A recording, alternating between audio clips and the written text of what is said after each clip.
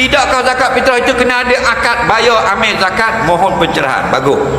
Dia kata kalau bayar zakat fitrah kan kena kata aku bayar zakat fitrah atas diriku yang wajib dan juga anak-anakku dan isteriku kerana Allah.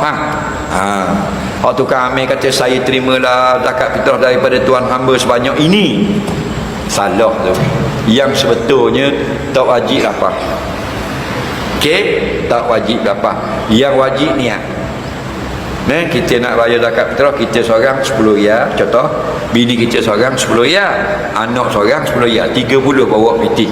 Ulama kata bila kita ambil duit 30 riyal, bola kocek, bola gagal motor, bola poket belakang, kau anda lah. Mana kita pisah dah 30 riyal nak bayar zakat, sah dah niat.